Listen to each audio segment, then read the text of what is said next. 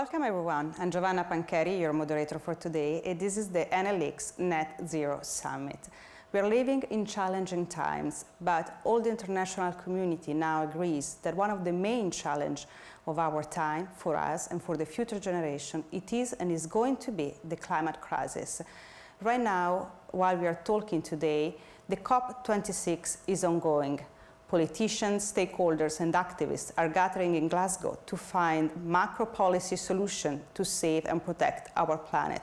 But we know very well that if we want to make a difference, we need also to have action every day, individual and personal action, but also business action that can really make a difference. And this is why we decided to organize this summit today. For the next 2 hours and a half, we're going to discuss with our speakers and our panels about all the different opportunities that we can have when it comes to reduce our emission in the business, when it comes to find possible solutions, but also to understand cost and benefit, and also to understand how to convince your shareholder and your supply chain to actually share with you the goal of net zero emission. And in this behalf, you are welcome also to participate with your question. You're going to have a chat box in our screen. You can see it on the side of your screen. You can ask questions, and we're going to try to answer through our speakers today, but also in the next day in our website, the Enel X website. But of course, when it comes to find possible solutions, to put together the different partners, Enel X is for sure one of the solutions that can offer as a potential advisor for your business, but also as someone who can supply you with potential energy solution for try to minimize your emission, and at the same time also with e-mobility, which it's one of the sectors in which Enel X is a leader. But let's kick the conversation today with a video to understand what is it, Enel X.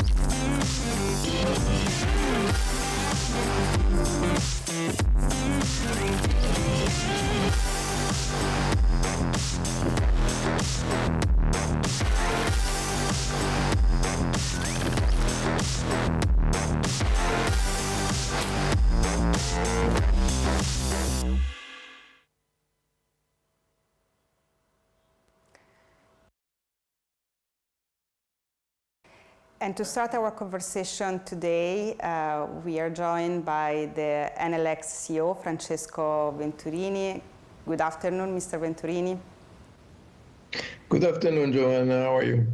Fine, thank you. So we've seen and we know that Enel X is at the forefront when it comes to suggest possible solutions to its partner on how to reduce their emission and to meet their net zero emission goals. And I would like to ask you, looking at this challenging time, if you can explain us what kind of concrete action we can undertake.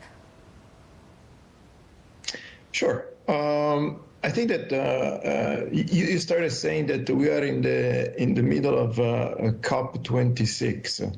That means that in the past 26 years, we've been discussing about climate change. We started in Berlin in 1995. It's a long time. It's a very long transition, and it's going to be still, very long We have many years in front of us where we need to make absolute changes to the way we use energy, but not only.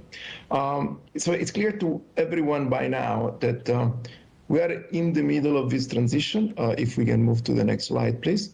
But I would say that it's not just an energy transition. It's a digital transition. It's a social transition. It's a transition that touches all of us, and in a particular way, the companies we work for in many different ways. At the same time, while we are realizing that we are in the middle of an important change and we need to adapt to this change, if we go to the next slide, we can see quite clearly that a lot of the companies around the world, and I'm referring mostly to the Western world today, although obviously we need to make sure that then the rest of the world is gonna follow. They're not prepared to understand what making a sustainable transition really means. And I think that we need to understand if we want to be leaders or followers. And if we want to be leaders, we need to really understand deeply how it works. And consequently, then we need to try to either adapt or react, be propositive in the way we do things. My impression is when I look at these graphs, and clearly they show how many companies, although they declare that they need to be more sustainable, they struggle in understanding how they can plan in a real practical way the plan towards sustainability. And this is very important because more and more of the stakeholders out there are asking our companies to change and to accelerate in the transition we were talking about. So on one side, I think it's important to understand that there is stakeholders asking us to be more sustainable, but on the other side, we need to not forget that we live in a very competitive world.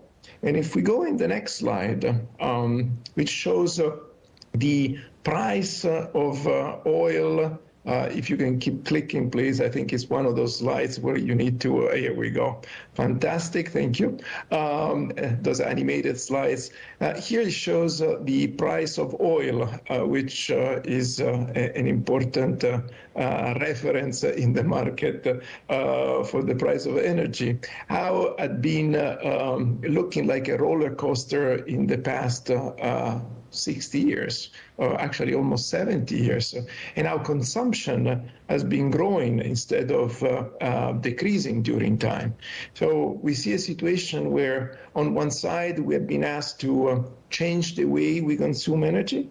On the other side, we have a continuously higher consumption of oil, coal, gas, and the price is keep going up and down, making the life and this economic sustainability of our companies more and more difficult. So what is Enel X? What's Enel X about? If we can move to the next slide, please. This is very blank. Here we are.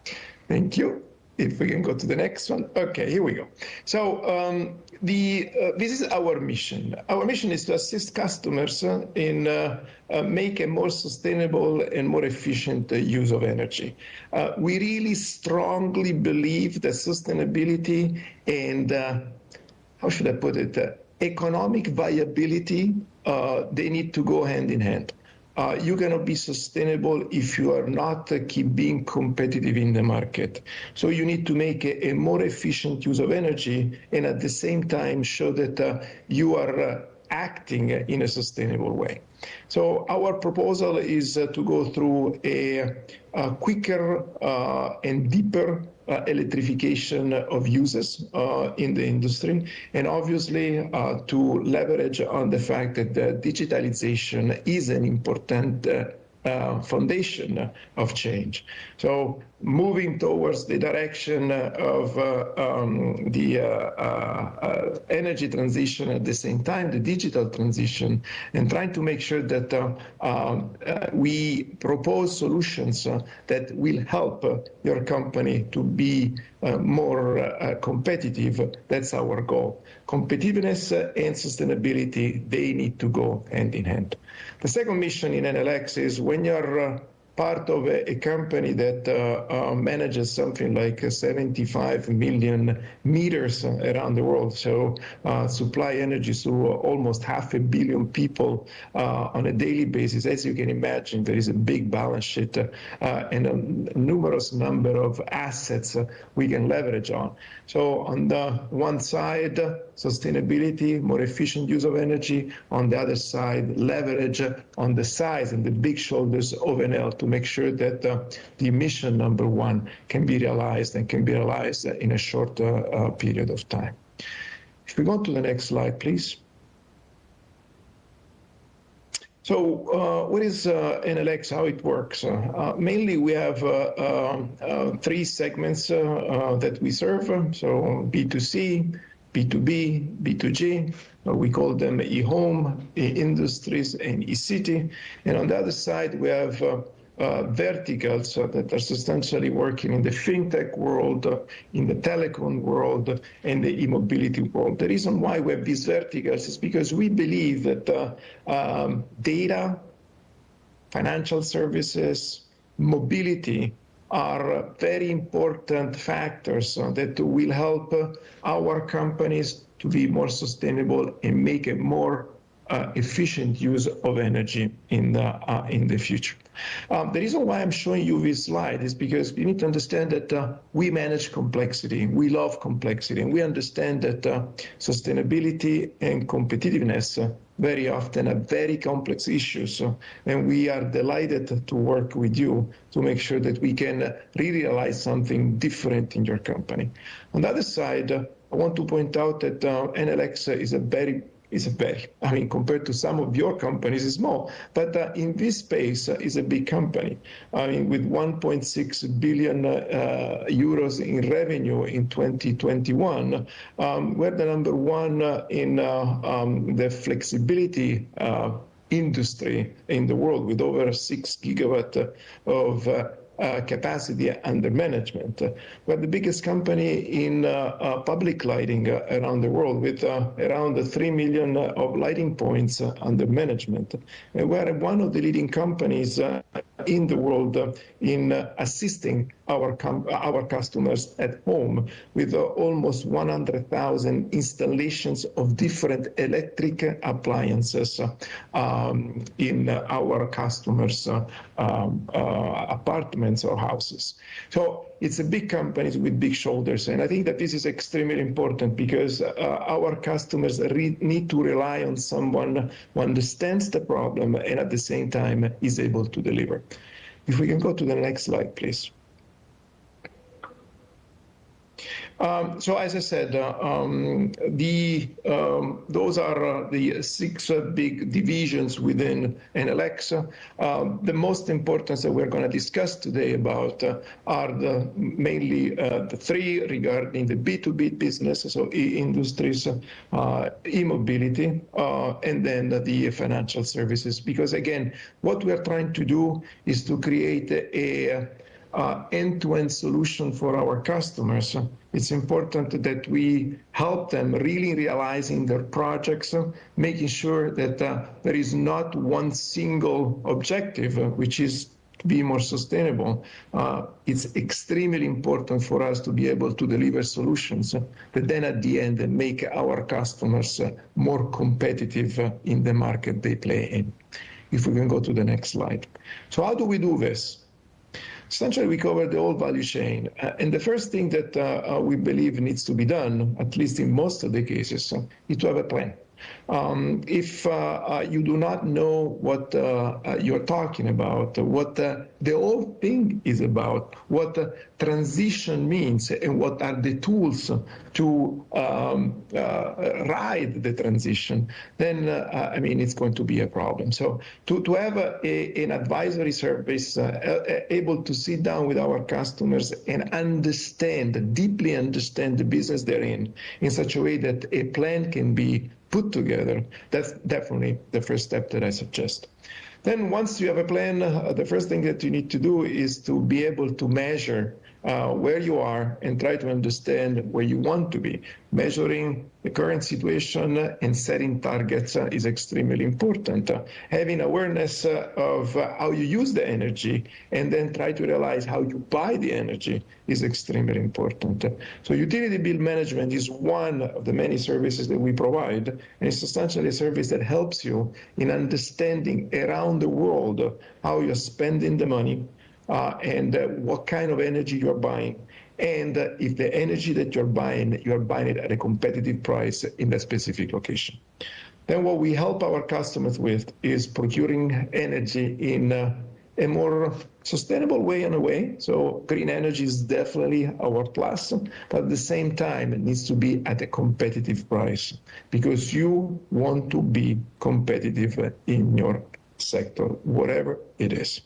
Energy management system will help you to manage your production, your buildings, your offices. And then what we are trying to do is to make sure that once we build together a plan, once we understood where we are, once we understood where we want to be, once we buy, we help you to buy the energy, the green energy possibly, to be more efficient and more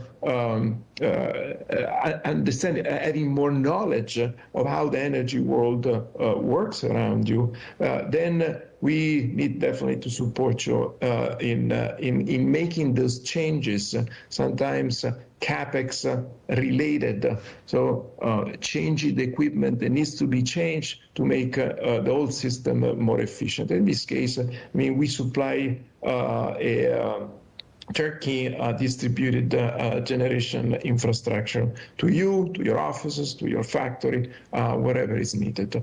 And then, to close the loop, the flexibility services. Being a good citizen of the network. That's extremely important, especially from some customers that are very much energy driven. Let's think about data centers, for example. Data centers is an industry where the need of being part of the system, be part of integrated of the system and help the system to perform better is extremely relevant. So being part of a DR program will help you to be more sustainable, be a good citizen of the network, but at the same time make money, which again helps your company, helps your business to be more competitive. Sustainability and competitiveness in my world always go together. I think it's the last slide that we have. The next one. So these are the different options. We work with a menu. The objective is to, again, help our customers first understanding where they are and what they can do. This is the first and most important step. Have a clear idea what's out there. That's our job, sitting with you together and try to understand how you can make a more sustainable and competitive system to support your energy needs in your company. And this is going to be, 2.5 hours of interesting conversation around these topics. So I really looking forward to it, and I'm sure that I will enjoy the conversations as well as you will do. Thank you very much. Thank you, Mr. Venturini, and you already gave us some very important and useful hint on how we can actually create a more sustainable business, and we can move our companies towards the energy transition. But we would like to go a little bit more on that in this behalf, and we're going to do that in our first panel. We have a very prominent guest today with us. I'm going to introduce them. We're going to discuss about that with Alfred Hildreth, the Global Energy Manager at General Motors, that is joining us from the US. Good morning for you, actually, Mr. Hildreth. Yes, good morning. And then with Andrew Clindera, as well from the US, Associate Director, Environmental Programs at Carrier. Good morning. Hello, everybody. Thanks for having me. Paul Dunn, Managing Director, Group Operation at Segro. Hello, good day. Hi, everyone. How are you doing? You're from the UK, no? So it's afternoon. It is afternoon here in Glasgow. Great. And now, and also with Surya Panditi, who is the head of North America for Enel X. Good morning. Great to be here. Thank you. Hello, everyone. So I'm going to start with Mr. Hildreth, and I would like to ask you actually how General Motors is trying to meet his net zero goals in the future, and what impact is there from the value chain? Excellent. So I prepared just a few slides to kind of level set us, and then I hope I'll be able to answer that question at the end of this short discussion. So if we can pull up the first one. This is really an exciting time for General Motors. We've been on a journey for, with a vision of zero crashes, zero emissions, and zero congestion.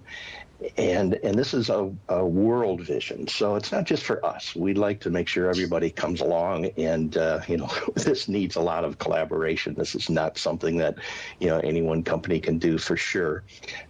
So I want to talk a little bit about the roadmap on how we get to zero emissions, show you some data, talk about our total carbon footprint, and so let's look at the next slide, please. So you might think that, transitioning and transforming your business is just kind of a technology issue, right? You heard, well, can we do it with just efficiency?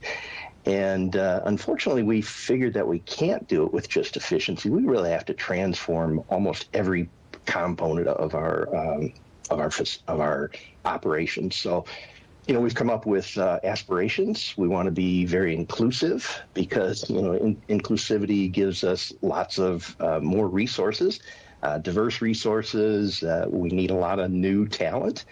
So talent acquisition is really important. Technology partnerships, we've announced a number of them in new emerging technologies that are going to be required to help us transform. You can see significant investment. We plan to spend $35 billion between 2020 and 2025 on electric vehicles and autonomous vehicles. And so we're on our way to spending that with new battery plant investments and others. And then, obviously the kinds of things that make electric vehicles, because electric vehicles is one of our key methods to meet our science-based targets, is extremely important. So range, and then our supply chain. So let's go to the next slide, and I'll show you how the supply chain and the value chain fits into the prioritization that we come up with. So this is our total carbon footprint. It's based on 2019 information, 255 million metric tons. I used to think that was a big number, and then I talked to somebody who works at a company that makes light bulbs, and their number is pretty big too. And so if you really look at where the majority of this is, it's in our Scope 3 emissions. So 98% of our total carbon footprint is in our Scope 3 emissions, which is huge. And many of them are based on life cycle. The largest one is the use of our products by our customers. And that's about 75% of our total emissions. So you can see the value chain is really, really key and important to us. Our Scope 1 and 2 emissions, just our direct ones, are controllable. So although they're small, they're included in our science-based targets. We get science-based targets approved this year for both our operations, which is our Scope 1 and 2. It's a 72% absolute ton reduction out to 2035. And, then our Scope 3 emissions, which is our vehicles, is based on an intensity. So the more we can, shift from internal combustion engine vehicles to electric vehicles, which is our kind of aspiration by 2035 to be 100% electric vehicles, that really, really helps this helps us meet our science-based target. Next slide, please. So what kind of tools do we use? And this is kind of gets to the how. We definitely want to have energy efficiency as the primary element that we're working on, especially in our operations, using resources, tools like Energy Star, US EPA Energy Star, DOE, in the U.S. 50,001 ready, which we can apply many of these tools to our global operations as well. So that's our first one. We want to right size how much energy we use. Next is renewable energy. So we are committed to RE100 in the U.S. 2025, which is quickly approaching us, and then globally 2035 for our entire operations to be renewable energy. Fuel switching is a huge one. It obviously relates to our products. So going from an internal combustion engine, which uses, fuels, petrol, to electric vehicle with hopefully charged by green electricity, is really the best and the optimal for us to meet our targets. I won't talk too much about carbon capture and storage. There's some interesting things we're seeing in the marketplace, and we'll follow those, and wherever the value is good, we'll use those. Next slide, please. So be hard to talk and not show some pictures. So I have some electric vehicles on the top there. You can see a couple of them, the Chevrolet Bolt, the Mini EV, which is sold in China. Great vehicles. And then in future, a little larger scale, our Cadillac Lyriq on the far right, and our GMC EV Hummer pickup truck, and other versions that'll be coming out soon. So this, I think top level support is really key in helping us meet our net zero commitments. You can see that from our CEO down, we believe climate change is real. We're committed to a 1.5 degrees C business ambition and science-based targets. We aspire to have 30 electric vehicles globally by 2025. And again, the investment's huge. But really, the one thing is that'll really stress is this really is made possible by renewable energy. So both in our supply chain, which is about 18% of our emissions, the second most impactful industry in our supply chain is the electricity industry. First is steel. So steel and electricity kind of go hand in hand together. But those are extremely important. So our value chain, as you can see here, is really important for us to meet our science-based targets. And I think that's the last slide. Thank you, Mr. Hilbert. Thank you for the Mona Lisa. That image is a tribute to our country, the Mona Lisa on your back. I hope you didn't have to steal it from the Louvre. I've seen it many times. I've seen it many times. Beautiful. I can imagine. Thank you very much. And now we are going to Mr. Clindera. Mr. Clindera, Mr. Hilbert was saying to us that General Motors is targeting to reach net zero target by 2040. But actually, Carrier, it's even more ambitious because your goal is to reach it by 2030, if I'm not mistaken. So I would like to ask you actually how your corporation has started to reach this carbon neutrality. Absolutely. No, thank you for the question. And it's a pleasure to be here. And on behalf of Carrier, we're all very excited to be here today. So I'll cover a couple categories, but I think our history is important to quickly outline. We're a relatively new company as a standalone entity, believe it or not. We've been an organization for over 100 years. And until 2020, we've been a part of a large conglomerate called United Technologies. And in 2020, we spun off and stood up the Carrier Corporation again as its own business unit. And in that time, we really became more reflective of who are we as an organization? What are the mission statements that we want to begin to move forward on? And we have a strong legacy of performance around environmental impact reduction. And as we started to decide what our next round of targets and goal sets were going to be, we wanted to be much more ambitious and find a broader impact, not just for what's within our four walls, but how do we use our strategy to drive the world right forward in terms of a greener future.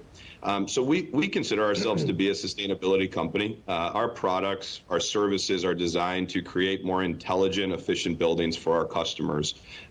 Our mission being to deliver those solutions that matter for people, the planet, and the communities that we work in.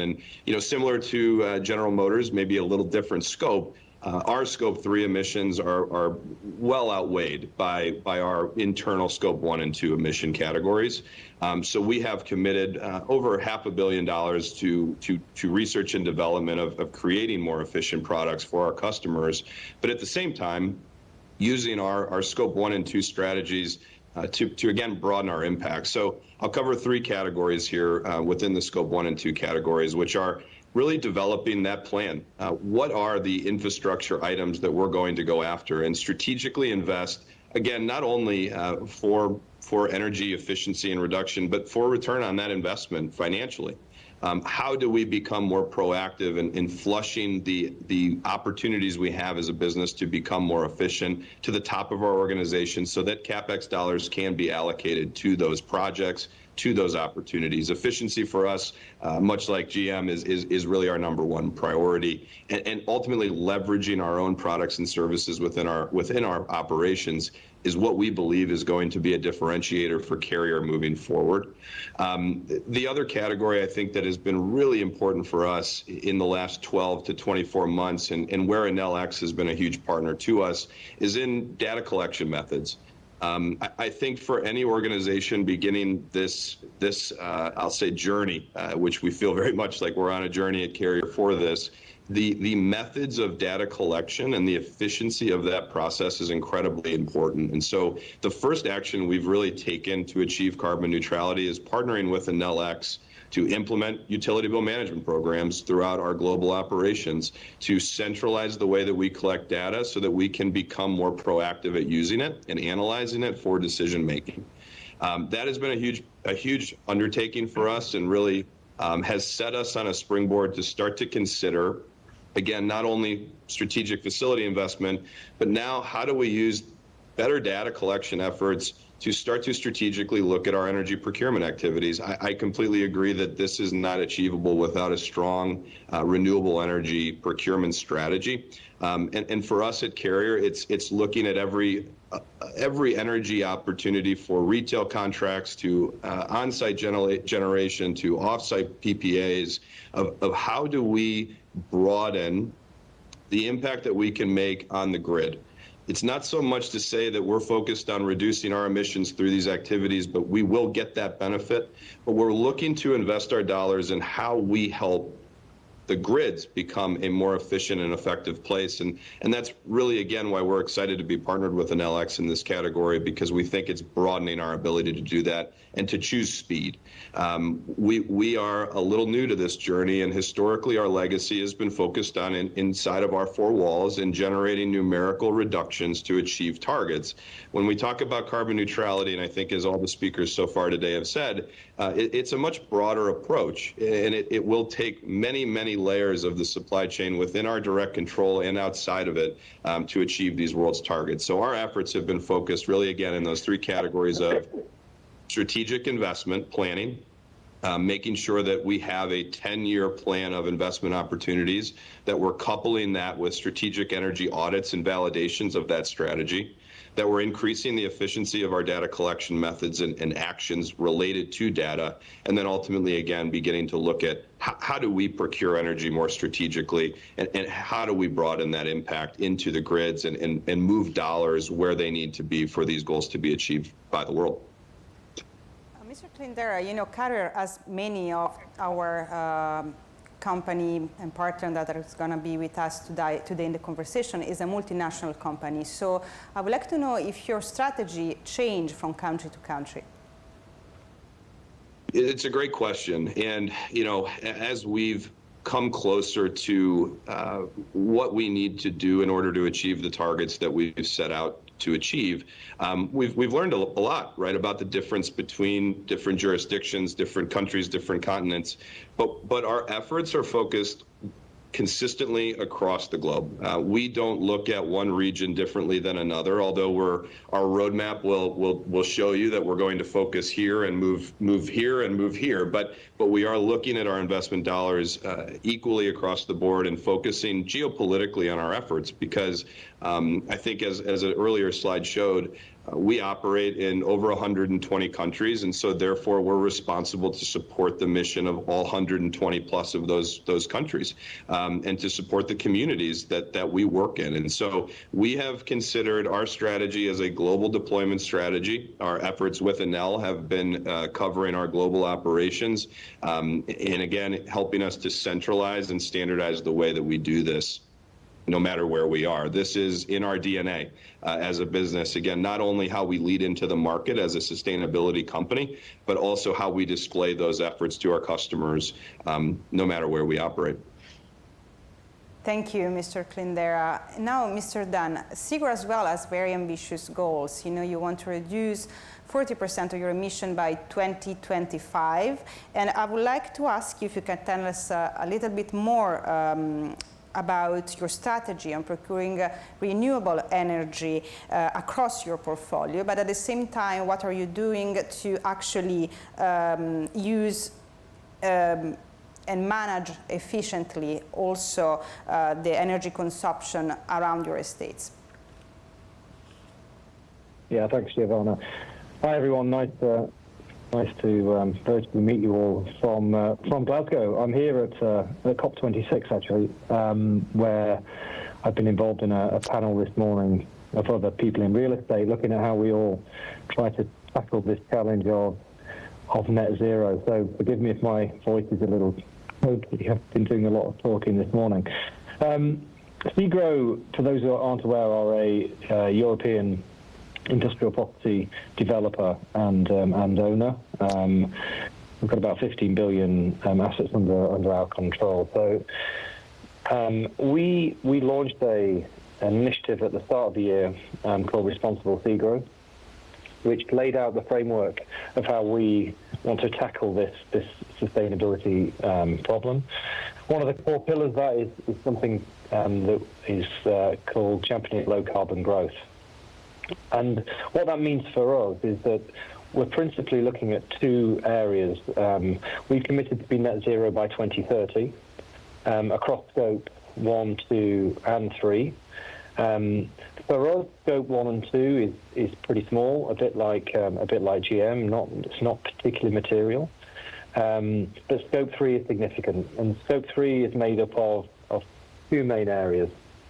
One of which is embodied carbon. So in the development of the buildings, we're doing a lot of work with our contractors and the building companies to look at how we reduce the overall embodied carbon that is going into the construction of these buildings. It ranges from the material being used.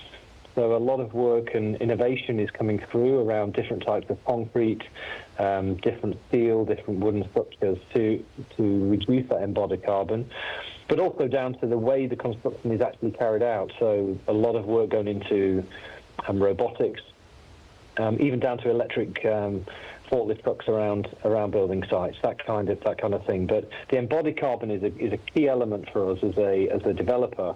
And the collaboration with our contract partners is critical in that. From an energy side, the customer operational energy is by far and away our biggest exposure to hitting that net zero goal in 2030. The way we're tackling that is in three ways. There's one very direct way we can solve that in some of our markets is to procure the energy on our customers' behalf. So in Poland, for instance, we pool all the energy of all of our customers. We buy the green energy and then we redistribute it out to our customers so we can guarantee that that is obviously sustainable and helps us towards our net zero. The second is actually on-site generation. So for us, that is principally solar. And we've been working with Dirk and his team on how to extend not only the solar proposition on individual schemes, but also looking at innovation on how we can, in effect, produce more solar than we need and get that back into the grid in the 6 countries that we operate. It's a pretty complex operation, but we see this as a key element for the future for us. It also, in tackling that problem with emissions on each site, we're looking at things like the efficiency of the buildings, smart technology, electric vehicle charging, all the things which will be familiar to many people on this call. We're also involved in helping to drive the innovation and get good solutions for our customer base. The final thing I would say, and it is critical, is we're trying to get better visibility of how much energy is being used across our customers. We have about 1,400 customers across those 6 countries. And we need to be able to understand not only how much energy they're using, but whether the energy they're using is sustainable. So we're working with various parties in Europe in particular to try and get that visibility. That's probably the harder thing to do.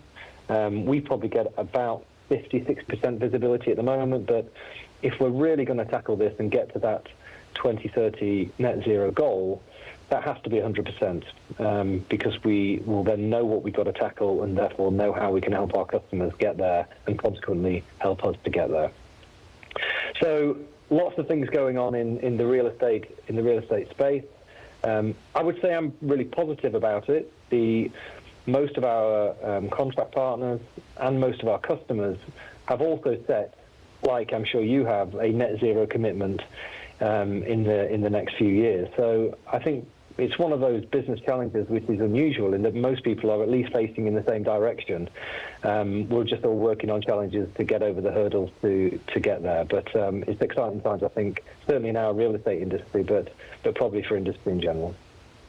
Talking about challenges, Mr. Dunn, which are the main challenges that your organization is facing when it comes to the decarbonization process? I think data visibility would be the key, Giovanna. I think it's not consistent across, certainly across Europe. I would say a positive example would be France. They have put into law that you must declare your energy usage and its source. That really helps with visibility and clarity for any company involved in this. But the rest of Europe, I think, is in maybe a little bit of catch-up. And without opening up the transparency, what you do is more difficult. You are shooting in the dark a little bit around what you're trying to solve. So I would say if we can crack that transparency in this industry, but also I think in others, that'll help us all hit that net zero target. Thank you. And now to Mr. Surya Panditi. Surya, we heard already a lot of interesting, point of view and insight, best practice from our partners. But I would like to ask you, according to your experience, if there is any sector that is more committed compared to the other sectors, and also if you can give us your point of view on the different maturity level of the different company when it comes to decarbonize their activities. Well, thank you, Giovanna. I appreciate the opportunity. If you look back even just a few years ago, the idea of energy sustainability, circular economy was perhaps more in the individual leading sustainability efforts or the energy procurement manager. But in the last few years, we've seen that become a CEO, C-suite, board-level discussion. So early on, we saw some of the technology companies like Google or Microsoft and others make announcements, and they were done by the CEOs about their commitment to going towards a cleaner energy. And since then, as you've heard from Alfred, Andrew, and Paul, it's all becoming a very important topic for every industry now. So I believe today it is a significant, not only topic, but initiative that is supported by the board and by the C-suite. So you can take a step back and ask, okay, so why is that? On one hand, the simple answer is it's the right thing to do. But as Francesco said, there are business drivers that are hugely important in going into clean energy. So the first thing is, let's look at stakeholders. Employees are choosing to work for companies that are committed and are actually implementing their carbon reduction and GHG targets. Customers, suppliers, so the supply chain is important. Shareholders, if you saw the announcement from BlackRock, that was just this beginning. Now you're seeing ESG investments driving value for all shareholders. You look at the communities that you're in, and those communities are objecting to having carbon being generated in those, and both in and to have it in a very fair and equitable manner, so that we're also looking at communities that are disadvantaged to be able to help them support these targets as well. And finally, economics. Francesco talked about demand response, which is where our customers agree to curtail their energy consumption when the grid is running hot, and they get paid for it. So, and the cost of renewables now has dropped so much that it's become a very attractive, low-cost energy source. And of course, working with virtual PPAs or other forms of procurement where they can get the best price possible. And again, Enel X is a company that works with our customers to help them get there. So firstly, I think it's all industries. Secondly, I think it's not only for doing the right thing, but also because it's right for the business from the financial perspective and stakeholder perspective. And then third is, how do you start thinking about getting there? And the first thing is baselining, and I think Paul was talking about some of the challenges in getting that baseline, but it's true of pretty much every company needs to know where they are today. If you look back about a month ago, General Motors announced that they hit their US renewables, 100% renewables target. They're going to hit it by 2025, which is actually sooner than they had previously said. That's because they knew where they are and they set some targets. In April of this year, Carrier announced that they have achieved a 19% decrease in their greenhouse gas emissions compared to a 2015 baseline. Again, that's because they set some targets and are able to manage and monitor it.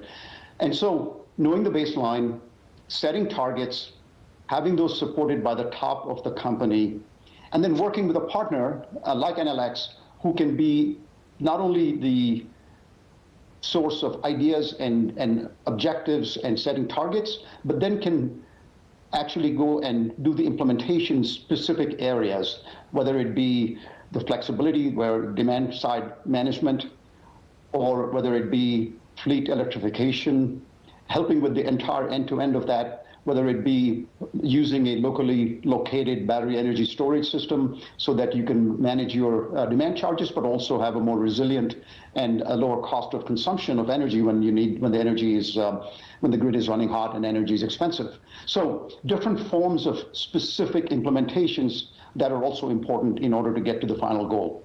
So that's the way I look at it. It's a C-suite across all industries and getting to a good partner who can help you get there. Surya, and we were saying at the beginning of our conversation that people from the audience has the opportunity to ask a question thanks to our Q&A box on the side of your screen.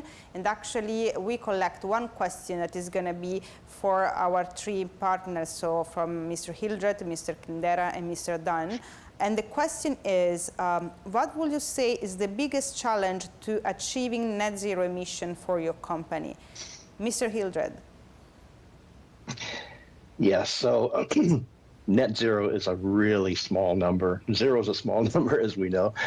Net zero is as well. And so the kinds of plans that we have in place right now, if you think about RE100, really gets you close to zero for Scope 2 emissions, but it doesn't help for Scope 1. and any kind of residual emissions that we might have in internal combustion engine vehicles, ones that can't be charged with green electricity. We're working through all of those things, but the challenge I think will be is replacing the thermal energy that we use with renewable energy or electrification. We're looking at green hydrogen boilers, renewable fuels. So I think that's going to be our biggest challenge in the future, is the technologies that we're going to need to switch to that right now just aren't really mainstream. Thank you. And for you, Mr. Kindelera? So I think very similar. We've put a strong roadmap in place for our Scope 2 emissions. And as we continue down that path, we're starting to feel a little tailwind of how we're going to achieve our Scope 2 goals. But as we look at Scope 1, we have a very diverse service fleet of vehicles across the globe, which make up a large chunk of our Scope 1 activities and emissions. And so much like the General Motors team here, we're looking at how do we implement electric vehicles in our distributed fleet network, where in not all cases do our technicians return home to a service center. They go to their own house, or they're in a very remote destination that electrical vehicles are not quite designed for yet. So that is, I think, one of our key challenges right now, is how we address our motor vehicle impact. And then at the same time, we also use quite a bit of thermal heat in our processes to make our products, and how we start to move away from certain degreasing activities or certain plant operations that right now are really core and critical to how we make product.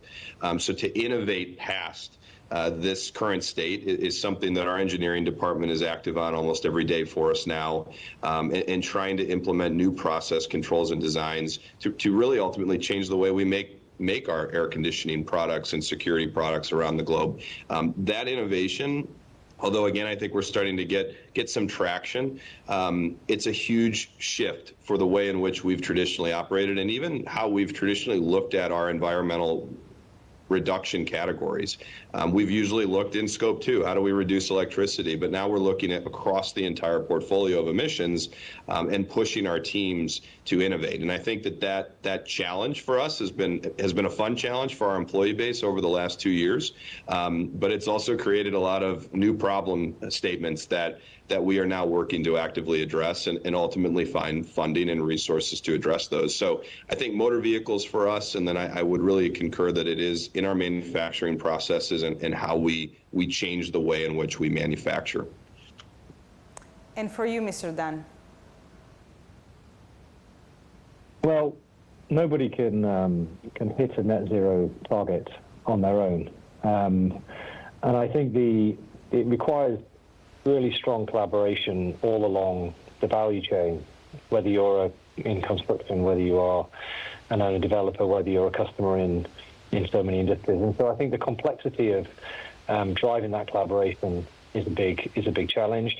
I also think there's something about the mindset of the way companies hopefully view this sustainability challenge. We're in a competitive market, and all of our customers are too, but I think a challenge we've got to address is, how do we make sustainability something that isn't the prime competitive advantage for a company? And actually, we are more transparent, we are more open, we share innovation, and for the greater good of everyone hitting net zero. I think if we can drive strong collaboration, and maybe Enel X and Enel can help with being a facilitator of that. But I think if we do that and share those best ideas across multiple sectors, multiple industries, it's complex from a collaboration point of view, but the goal is the same for everyone. So hopefully we can do that.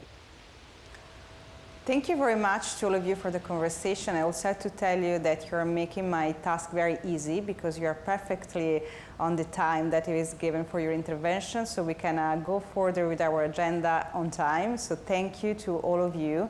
And of course, if you had other question, this is for the audience, and we weren't able to answer today with our guest, our expert of Enel X will get back to you in the next day, and you can also find all the info on our website, where we're going to get back to that later. And now we're going to move forward to our next speaker. I am pleased to welcome to the conversation today Mr. Maxfield Bryce, which is the Executive Director for Europe of CDP.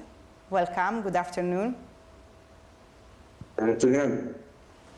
You know, Enel X is also a gold partner for CDP, and we were already listening in the previous panel how much there are, challenges, cost when it comes to an energy transition, when it comes to cut emission, but at the same time, there are also a lot of benefits. And this is exactly what CDP is there to help us understand even better, what kind of benefit can we have when it comes to meet our net zero goal.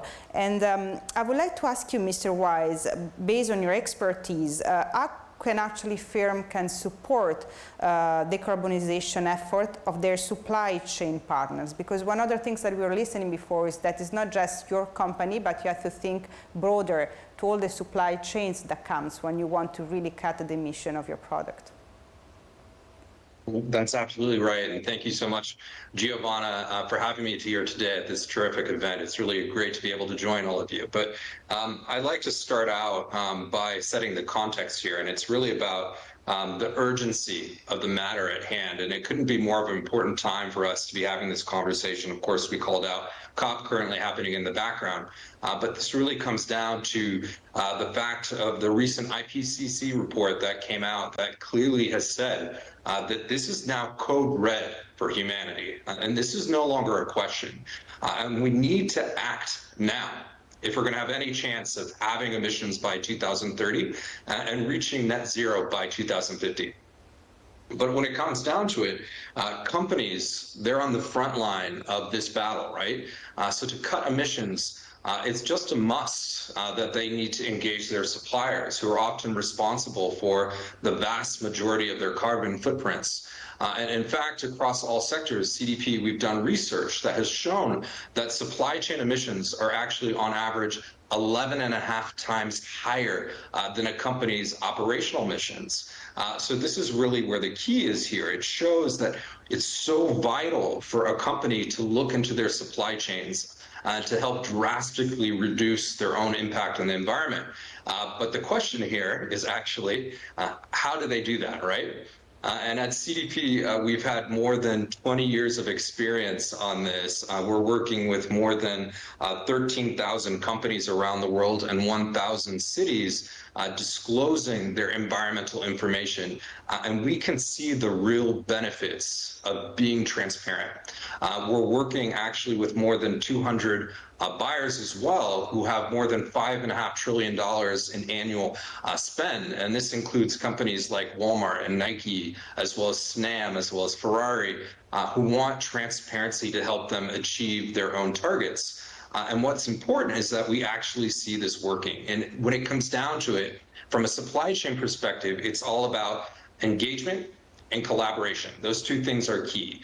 Talking to suppliers, sending a strong business signal on their purchasing expectations, and really pinpointing the risks, as well as identifying, of course, the opportunities on the other side, and then essentially cascading this impact down the supply chain. Buyers are really essential in the net zero journey, as they can really provide that impetus to get started by building emissions reductions into business as usual practices. And then after that, asking the questions to guide suppliers to take action. And an example of that, who's done it well, is Alphabet, the owner of Google. They have begun to actually measure and influence how suppliers are integrating climate change into their operations. And actually last year, they had 96% of their suppliers that they surveyed reporting on their carbon footprint. And more than 75% of them actually disclosed their target to reduce that footprint. And this is impressive. So if buyers, if they set out that clear science-based target expectation, they set their own science-based targets as well, this is an effective tool to incentivize their supply chain, to send that signal to reduce impact. So essentially, if a company has their own house in order, they can almost create a living laboratory of progress in their supply base to emulate, to start their own transition journeys and ensure that they're going to thrive in a 1.5 economy. And a really great example of this that I often like to point out is L'Oreal. They actually have a target to reduce emissions by 25% by 2030 from a 2016 baseline. And its suppliers, they know this target and they live that target with L'Oreal. And that's because L'Oreal sent an incredibly powerful market signal, leveraging their spend to incentivize their strategic suppliers to actually cut their own emissions in half by 2030. And that's a really powerful message. BMW has also done a great job on this in terms of their carbon footprint. They have a criteria in their decision-making to award contracts. So these engagements, they bring results, right? Customer requests provide the business case for climate action, and purchasing companies, they have a responsibility to look across their value chains, to recognize where their hotspots are through measurement and being transparent, and then putting clear strategies and, of course, goals in place to drive this impact. And buyers, they need to spend wisely, not only to be competitive in their own transition and net zero goals, but to send that message to their supply chain. And we did a bit of analysis this last year on our data where suppliers reporting to their customers through CDP actually reported activities that cut over 600 million metric tons of CO2. And they didn't just benefit the environment here, it also helped them with their bottom line. Through these actions, these suppliers actually saved $33 billion. So this is tangible. There is real business benefits. But what's clear here is we can't have suppliers running away from this. And buyers, of course, can't threaten to just switch suppliers. That can be an incredibly powerful tool, but I think it's more effective to work with your suppliers, encouraging them in their pursuit of their targets and collaborating on solutions, using that power of your spend. And I think Samsung Electronics is a really great example of this. They operate a joint educational seminar with CDP for suppliers to share good practices on cutting their use of electricity and gas and other carbon emissions. So really, to get at the heart of your question, when it comes down to it, the key to success here is clear data, collaboration on goals, and of course, working together to meet these targets to build in real results.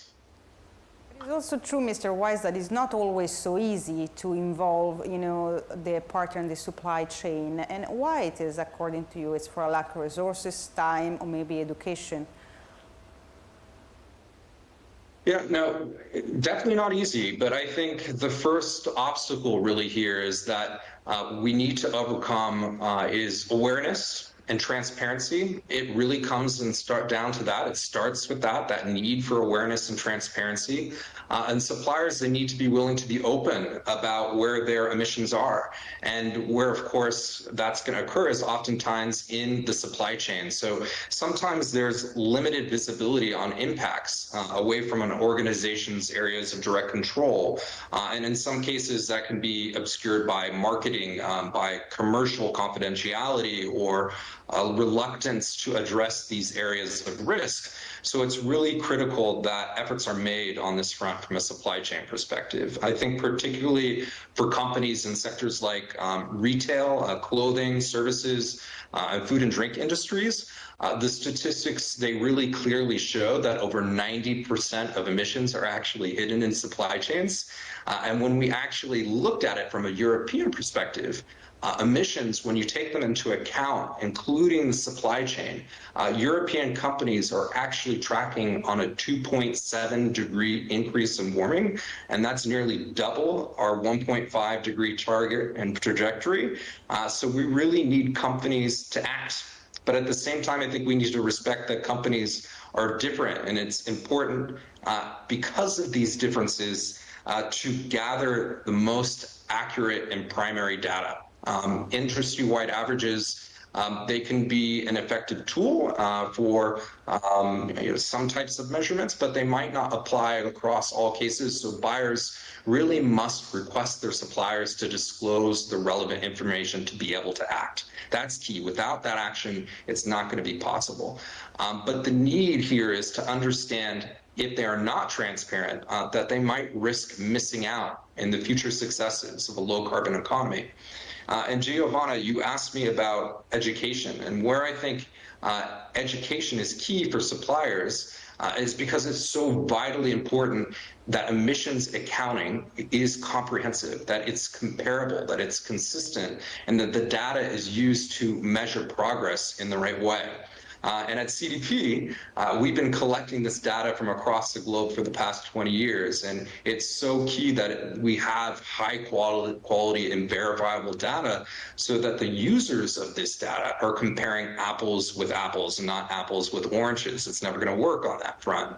I also think scale can also create complications for engagement with supply chain partners. Daimler, for example, they identified more than 60,000 direct suppliers and indirect suppliers within their value chain at as many as 8 stages. And that's really where CDP comes in to help. That's where we come into play. We have that ability to gather this high quality data to support engagement with suppliers and build strategies to reduce impacts. So for some suppliers, I'd say that there's challenges also caused by location. So an example of that, CDP, that we estimated that 1 billion tons of emissions can be actually spared by key suppliers of 125 of the world's largest corporate purchasers if they actually increase the portion of their renewable electricity by just 20%. That's a huge amount. For just 20% increase in terms of renewable electricity by just 125 companies and their suppliers around the world. But really the struggle here is that in some major markets, in some countries, suppliers don't have the access to renewable energy to achieve this goal. So as a result of that, we really need to balance the costs and targets, and that's a genuine challenge. And there isn't a one size, I would say, fit all solution for hitting emissions reduction targets.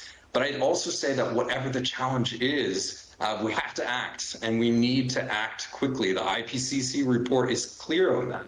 But there's huge potential, I think, to drive climate action at scale with big corporate and public sector buyers. And the power is using procurement spend, to use that spend as leverage, as tools to influence global supply chains. And the really encouraging news on this front is that we're now seeing growth in this engagement. The number of companies disclosing to CDP this last year actually increased by 35%. And then through this disclosure, what we can see is that CDP supply chain efforts, there's clear evidence of improvement of suppliers' awareness and increased transparency and then action. So for example, in the first year that a supplier disclosed, 38% for a company, 38% of these suppliers had emission reduction initiatives in place. And then 3 years after a company requesting their suppliers disclose, this number actually increased to 69% of their supply base having emission reduction activities in place. So it's really clear that transparency drives action, and it works. Absolutely, very encouraging number. But you were talking before about direct and indirect supply. I would like to ask you as a final question, how you actually think that a firm should approach a lower tier supplier? There is not a risk to duplicate the efforts. Well, I would say if real emission savings are going to be made, companies have to build environmental criteria that will cascade down through the entire supply chain. And they should ask their suppliers to engage in turn with their own suppliers and request that data on their performance as well. That cascade is really key here. They can only integrate CDP data on emissions into the procurement process if they send a strong market signal. And a strong tool to include requirements in contracts is something that we've seen that works on onboarding for suppliers to act on sustainability of their own value chains. I'd say another powerful approach, and what I think is the most obvious, is really a must for all purchasing organizations, is to ask your suppliers to set their own science-based targets and emulate your own practice of good science-based target setting, which will in turn oblige them to look into their own hotspots across their own value chains and cut impacts. And there's a lot of great examples in place of companies doing this. L'Oreal trains their suppliers to respond to requests for data, and they give them online access to toolboxes and webinars and meetings to ensure emissions are properly reported and action is taken on them. BMW is another great example. They actually get in play with the suppliers and set targets for them and instruct them and demand minimum standards for their own suppliers. And Walmart actually says that 48% of their suppliers have run water risk assessments for their own suppliers. And on top of that, we've seen companies like Target and Hewlett-Packard Enterprise who are requiring more than 80% of their spend to set science-based targets in their own operations. So for me, in closing, sustainability, I think the main take-home message here, it is that it's no longer a nice to have. We are way past that. It is now, I would say, core to running any business. And companies, they need to use their buying power to protect their reputation, the security of their procurement and their future. And really that means monitoring and working with your entire supply chain. And at CDP, we've run the world's environmental disclosure system for now more than 2 decades. And we do this because we need to see and drive disclosure, insight, and action towards a climate safe, a water secure, and deforestation-free world. And this really puts us in the unique position to say, yes, there's progress, right? But I think it also puts us in the really unique position to say that we need to do so much more. And we need to do it urgently, and we all must act now and cascade impact throughout global supply chains as a matter of urgency and as a matter of responsibility.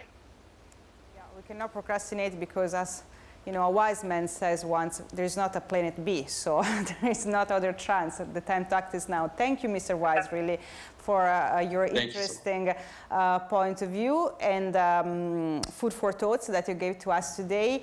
And, you know, we were talking about the commitment, the pledges, the costs and the benefit of the energy transition. For our final panel, we would like to investigate a little bit more, you know, from the pledge, the action, the execution. And we are going to do that today with Mr. Edgar Costa, who is the head of sustainability at SEAT. Good afternoon, Mr. Costa. Good afternoon. Thank you for the invitation. Thank you to you too for being with us today. And with Mr. Giovanni Sorlini, who is the head of quality, safety, and sustainable development at Inalca. Good afternoon, Mr. Sorlini. Good afternoon, Giovanna. Good afternoon. Mrs. Renata Mele, who is the Chief Technology and Innovation Officer, Senior Vice President Sustainability at Leonardo. Good afternoon. Hello, good afternoon, everybody. And with Mr. Eliano Russo, who is the Head of E-Industry at Enel X. Good afternoon, Mr. Russo. Good afternoon. So let's start with Mr. Costa. You know, what are at SEAT the initiative aim to actually reduce your emission when it comes to your operation? Yes, SEAT is working since years in an overarching sustainability strategy. Of course, due to our core business activities, environmental pillar is of course a priority for us. And the decarbonization program, I would say, is the key lever in this environmental pillar in order to reduce emissions and try to achieve this ambition of the Paris Climate Agreement to become CO2 neutrality by 2050. We have committed an interim commitment by 2030, which is a commitment to reduce our CO2 emissions over the entire product life cycle by more than 50%. So meaning that in the upcoming 10 years, we will reduce our global CO2 emissions by more than 50%, which I think it's quite ambitious target. So in SEAT, we are working as explained in a decarbonization program, which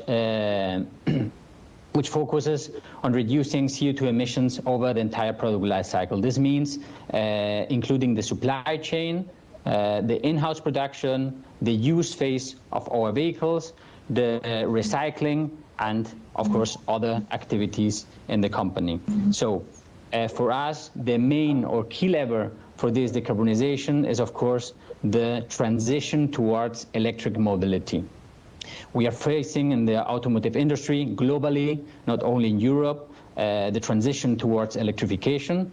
This is a transition and a challenge that will last probably within the upcoming 10 years. And at SEAT, we are already started this transition towards electric mobility. And I would say this is the key lever that will allow us to achieve our ambitious CO2 reduction targets. We have recently launched our first all-electric, 100% electric Cupra model, which is the Cupra Born, which is a first Cupra battery, 100% battery electric vehicle. And of course, after this, more will come in the future. Electric vehicles, battery electric vehicles, will drastically reduce the tailpipe emissions. So this means that it will allow us to dramatically reduce the emissions in the use phase of this entire product life cycle. So first measure, I would say, electrification of our portfolio. This is the main lever for decarbonization. Of course, together with the electrification of our fleet, it comes to the fuel supply. Different to the ICEs, to the industrial combustion engines, the electric vehicles are charged with electricity, and we work in a program, in a strategy, in order to make possible that all our clients, all our customers charge their electric vehicles with renewable energy. This is our ambition. This is what we work for, and we have already put in place some initiatives, some programs in order to make sure that our customers, that we promote this renewable energy when charging. So, for example, by offering renewable energy contracts at home when purchasing their vehicles, but also implementing and fostering renewable energy in the infrastructure, in the charging infrastructure Europe-wide. So when we come to the supply chain and to the in-house production, I would say we have plenty measures also in these two phases of the production. I would like to start maybe with the in-house production. So we have also introduced plenty of measures, decarbonization measures in our in-house production facilities, starting again with the renewable energy. I think renewable energy is key in order to reduce also in-house production CO2 emissions. We have recently introduced PPAs in our main facilities, in our main headquarters here in Barcelona. But we have also a large solar panels installation, where we can do this self-consumption energy through these solar panels. So this is one of the examples of CO2 reduction in our main facilities, in our in-house production. There are others, such as the logistics. We have switched also very significantly our road transport by railway transport, which also provides us more efficiency in terms of CO2 emissions. Also other efficiency measures in the production processes. When talking about the supply chain, of course, this is more difficult because, as already has been explained, it's also a thing of education to our suppliers, to make them this awareness, this sense of urgency that they have also to contribute, that we have to make them also part of this game, and make them or show them the importance of also for them to switch and to put in place clear decarbonization targets and strategies. With the electrification of our portfolio, with the electrification of our fleet, battery will be a key element in the decarbonization of the supply chain. So meaning that battery cell production will be key in order to reduce our CO2 emissions, because I would say the emissions of the use phase with electric vehicles will be reduced, but in the supply chain it will be increased because of the production of electric batteries. So in the future, I would say supply chain will become a key element in order to make sure that we are able to achieve this ambitious 50% more or more target of CO2 reduction by 2030. I would say these are the key elements and the key initiatives that we are implementing in our decarbonization program in order to reach these targets at SEAT. Thank you, Mr. Costa. Muchas gracias. And to Mr. Sorlini, I would like to ask you if you can tell us a little bit more about Inalca and how you're actually working to reduce your carbon footprint in your business, but also what kind of initiative you are putting forward for your energy efficiency. Thanks, Giovanna. In the meat sector, probably everybody knows is the issue. Climate change, tackle climate change is the issue. So there's a long history in the beef sector. This question. First of all, we have a long journey for a proper and consistent measurement of the real impacts of the beef supply chain. It's very important to know that usually in the meat sector, the people have general information, but the improvement must be based on the real impact of the specific supply chain. Around the world, you can have extensive beef production system, like in the South America or Far East or Australia, where the animals are reared in a pasture land. In Europe, the situation is different. We have a different technology of production. We have more technical consistency of the zootechnical production. So we have to know in a proper way which are the real impact of our supply chain in order to have a baseline very consistent in terms of numbers and terms of impacts. So this is a long trip. In this context, we have launched the first EPD, Environmental Product Declaration, related to our flagship product, that is an hamburger with our brand Montana. And for us, this experience means has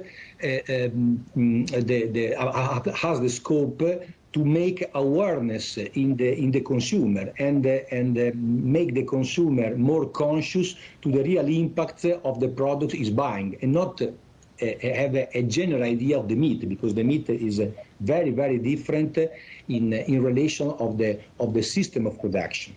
So this is the first pillar of the measuring experience. Our APD system is certified by the Sweden system that is so-called EnvironDec.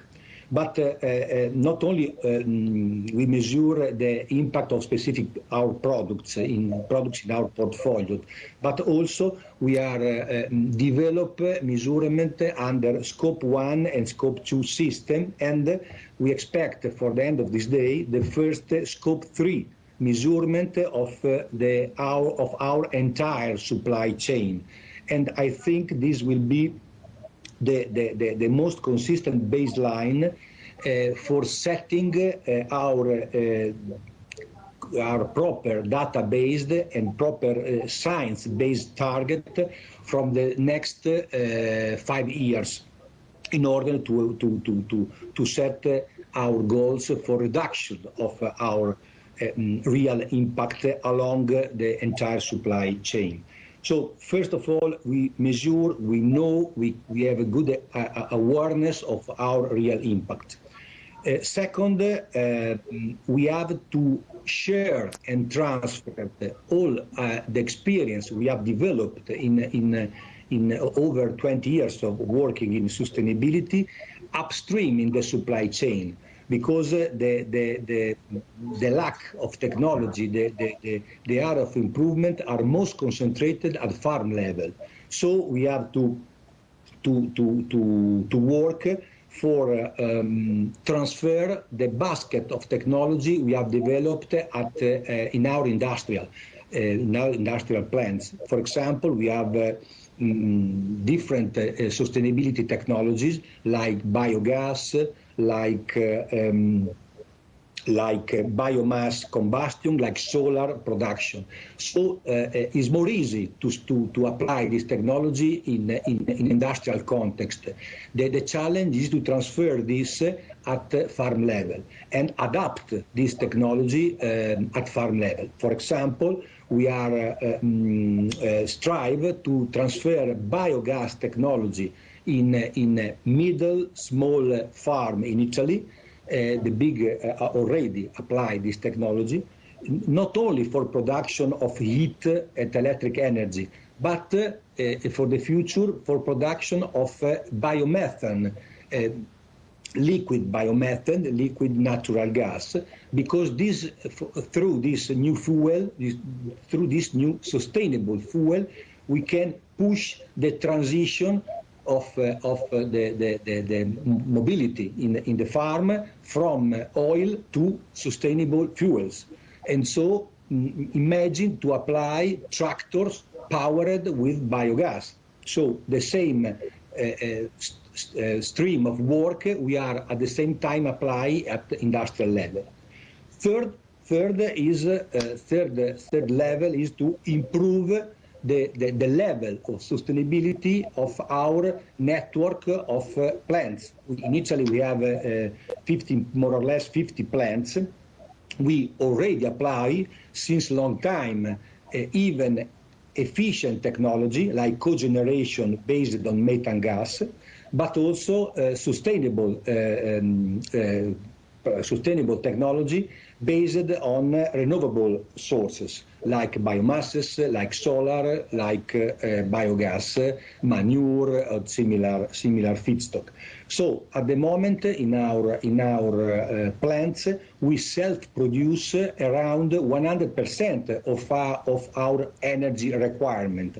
And in this amount, around 30% are based on renewable source. So the challenge is to move up this percentage up to 50%. So in the context of self-production that is already targeted at 100%, increase the relative percentage based on renewable sources, biogas, solar, and similar technology, in order to reach 50% in the next 5 years. We think this is the main pillars of our strategy for reduction of our carbon footprint. Because we believe in developing next year of the methane gas. Not only we want to use biomethane at farm level, but also we want to use biomethane in with same technology, but at the upper scale level for push the transition of the truck mobility from oil at the same time from LNG. We think this is the most important improvement we will obtain in the next 5 years. And at the same time, improve the electric mobility for what concerns the car fleet, the car fleet we have in our industrial system. So we have three main pillars: measure and assess and disclose our real impact in order to find out the main point where we can gain improvement. Second, share and transfer the best technology we have developed at the farm level, and also with the community of farmer association, of scientific university and organization. And third, improve our existing system for self-production of energy and improve the relative percentage based on renewable source. So these are the main pillar of our strategy. Grazie, Mr. Sorlini. That was very interesting. You were seeing with your intervention how much is important, you know, all the different steps in the supply chain, as we were saying, to cover and to try to find possible solution. And now to Ms. Mille. You know, Ms. Mille, we are all very curious here to hear from you, from the Leonardo strategy and the way in which you are approaching actually your energy transition, and also in how you are working to you know, obtain economic benefit at the same time protecting the environment. Thank you very much for the question, and thank you to the organizer for inviting me to this interesting panel. Well, as you know, Leonardo is a global player in the aerospace, defense and security, and so we preside over strategic technology that are in some sense central for a structural change in production, but more generally in society. Well, I believe that this is really a challenging path because it needs an effort that is complex and systemic, but I think as well that there is a lot to gain in this transformation, in this ecological and industrial transformation. To better understand, I think that we need a few words to better understand what Leonardo does. We are a technology and solution provider in the fields where we operate that are very diversified fields. We operate in aeronautics, manufacturing aerostructures and aircraft, in helicopters where we are second world market leader, in electronics for defense system and avionics, and in space technologies. So being a company whose mission is to design and develop new technologies, we of course pay particular attention to industrial development along all the value chain, from innovation life cycle to design and production system to circularity. So in this sense, for us, it's essential to have a long-term vision to trigger new cycle of innovation. And for this point, what is really important for us is the convergence, I would say, between industry and digital technology. And this convergence is a great opportunity to develop new technology, to drive the transition towards sustainability, but also to reduce environmental impact.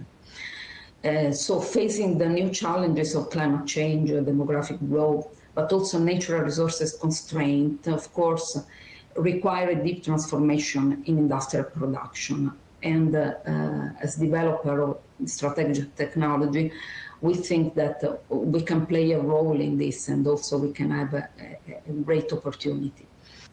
But let's move on to focus on the point of the energy transition, and more generally for us, the decarbonization. You know, this week COP26 opened, and we know that everybody, especially global players, have to be committed to decarbonization. So our decarbonization strategy is deeply rooted in innovation. And so is our sustainability plan. In line with our strategic plan, we defined general objectives and targets in decarbonization. But I would say that our decarbonization roadmap consists of various action programs, projects along all the value chain. And I would just to give you a few information, a few elements to better understand what is, how are we accelerating our decarbonization path. We are acting on different components. First one is our commitment. It's really important in this field to take clear commitment that can be, disclosed publicly. And we made a clear commitment on decarbonization at group level. And in our recent report, our integrated report, for the first time, we made a commitment on reducing CO2 emission, scope 1 and scope 2, I mean, so direct emission and indirect related to the electricity consumption. And our commitment was to reduce them by 40% compared to the 2019 level. But also part of our company, Leonardo UK, made a greater commitment to achieve net zero by 2030 for scope 1 and 2 by 2030 and by 2050 across all the value chain. So really important commitments. But also we decided to really link the long-term remuneration of CEO and top manager to the achievement of decarbonization intermediate targets. So this is the part of to clarify that commitment on this matter had to be taken at the highest level. Then going across the value chain, we can say that research and development is our first step to go through the decarbonization. In our sector, in aerospace and defense, the research and development cycles are very long-term. So while it takes time to commit to create common effort to develop new technologies, for instance, for decarbonizing the aviation, of course, we can already deploy a short and mid-term solution to increase sustainability of aviation. This is, for instance, the case of a sustainable aviation fuel that are more and more useful in the transition stage for the aviation sector. But in addition, we are contributing to the development of the new European program on clean sky and clean aviation, developing a new generation of more efficient regional aircraft and tilt rotors. But in terms of long-term research, I wish to mention our network of research labs, the Leonardo Labs that are dedicated to research and development on the most innovative technologies. For instance, we have 2 laboratories with specific focus on clean aviation and clean transportation, developing future technology, rotorcraft and aircraft. And also a joint lab on advanced materials developed with our partners. Partnership in this matter are really key aspects. But going towards the operation, as I said, what is required is a transformation of some processes, and digitalization is one of the key enabling factors for a green transition. That's why we are working on a full integration of digitalization in many industrial processes. And a concrete example is the digital twin.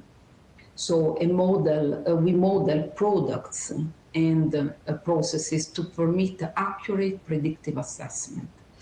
An example is, for instance, in the field of training services.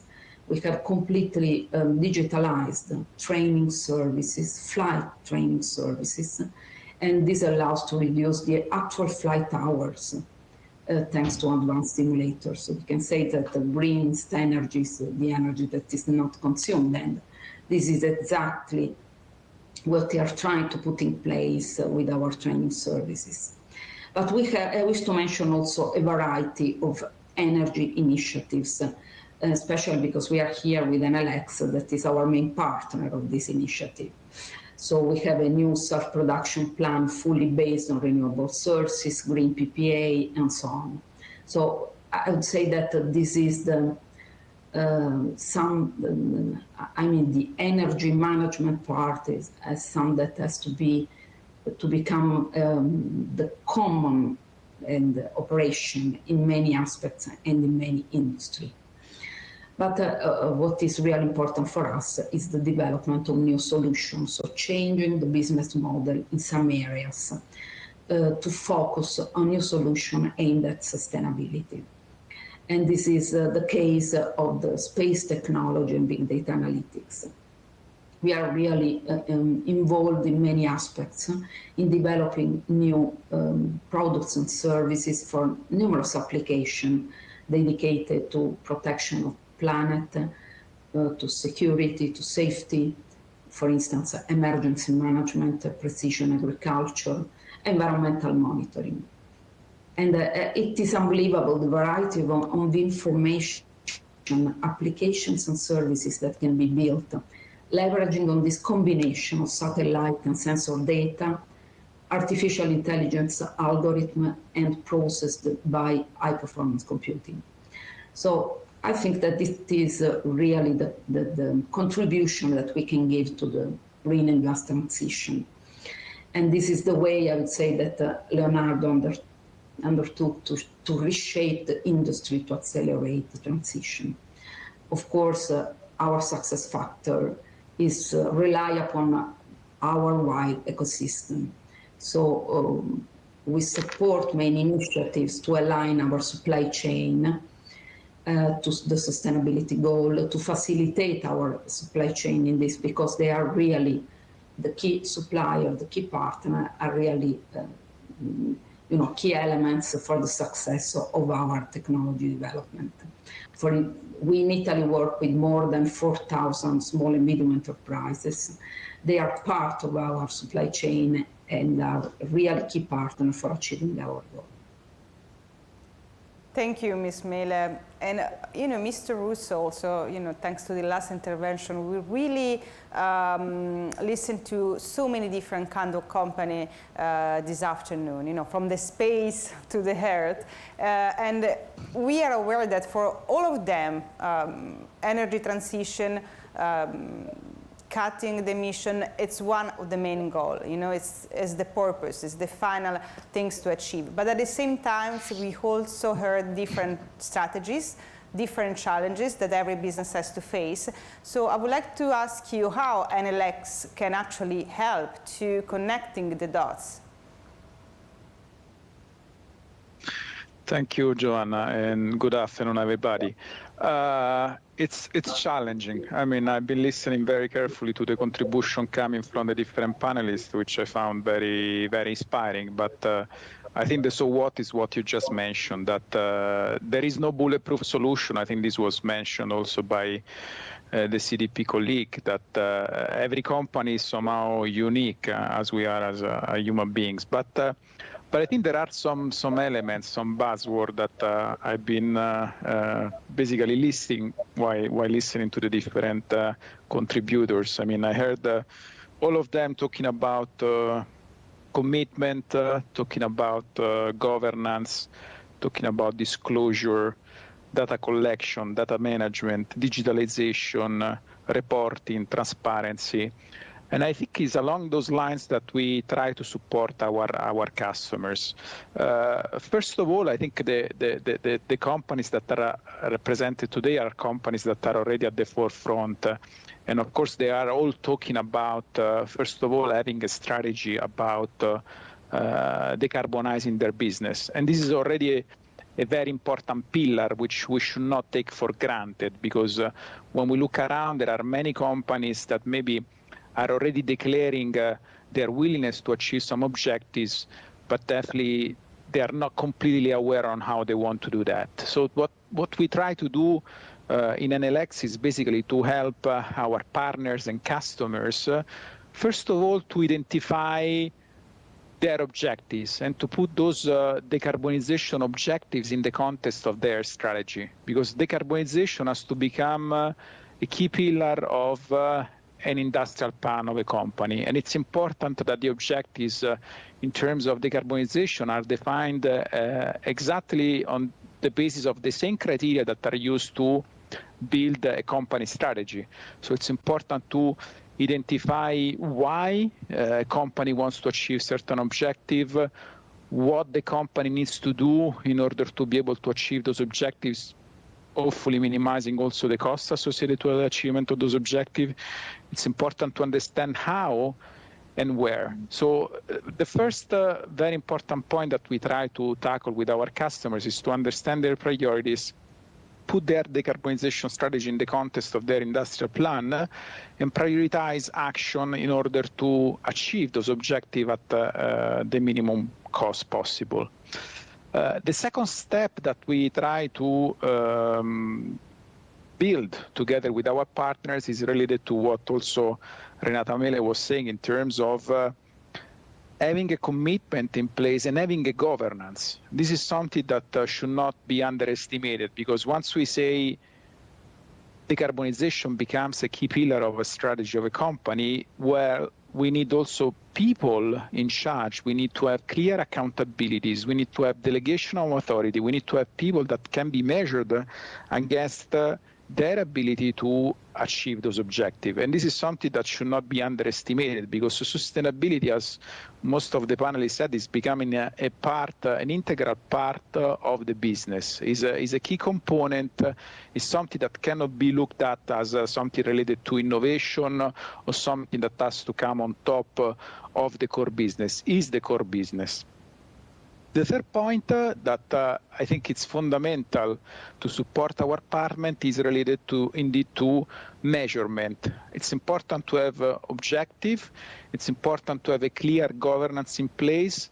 It's fundamental to be able to have proper data collection and data management systems in place, because a company starts by recognizing a footprint that, as we said, is not always easy, especially if we do not only focus on scope 1 and scope 2 emission, but we want to also go and look into our customers' emissions, our supply chain emission. Then it's very important to understand the baseline, which means where is that we're starting from.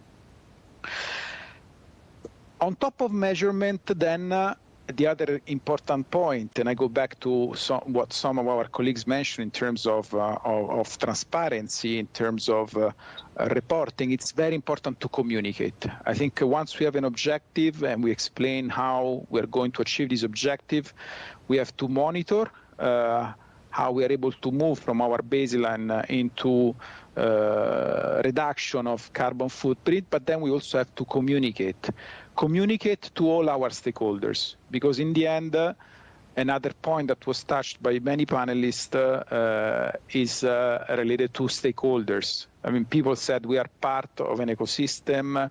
We need to engage our stakeholders. This is absolutely true. I think we are observing what's happening in Glasgow.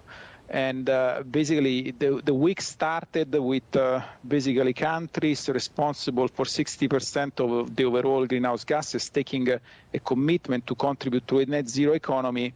After 1 week of discussion, this percentage moved from 60 basically to almost 90%. So we are living in a context where all different governments are ready to take this commitment. And of course, those governments will be able to achieve this objective only if each of us as individuals, as company, will do his own part. And the good thing is that we are all able to make a difference. So it's important to communicate what we are able to do.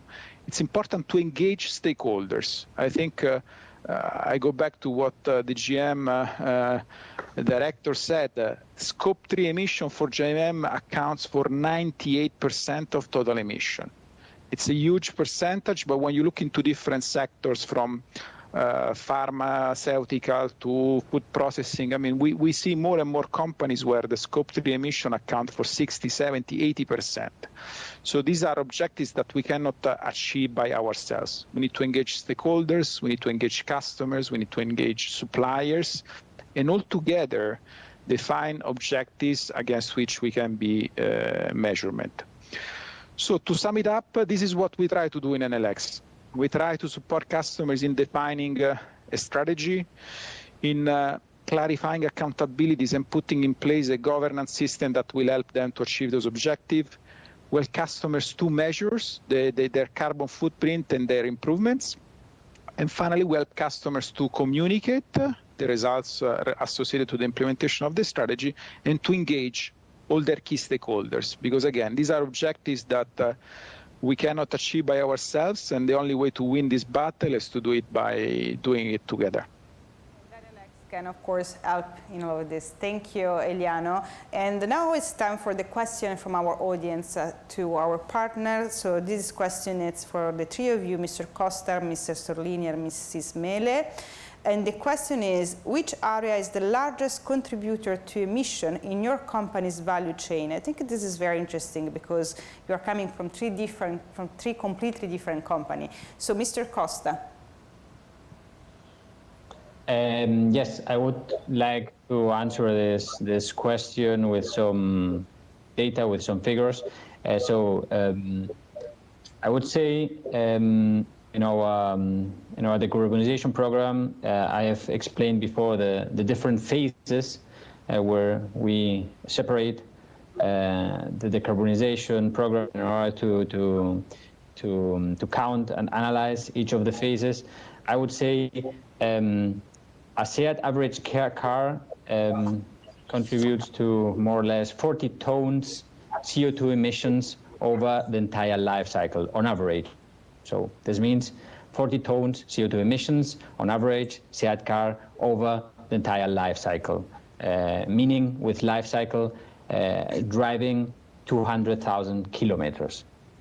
So this means that the use phase, so the fuel supply and the tailpipe emissions, the use phase of the car is by far the largest contributor of this CO2 emissions. It represents more or less 80% of this 40 tons that I have mentioned. So use phase is the largest contributor, and again, the electrification of our fleet will allow us to reduce the tailpipe emissions close to zero, and also we will be able, by offering renewable energy and renewable electricity to our customers, so that they can charge their SEAT Cupra cars with renewable energy, so that we will manage also a reduction in the fuel supply.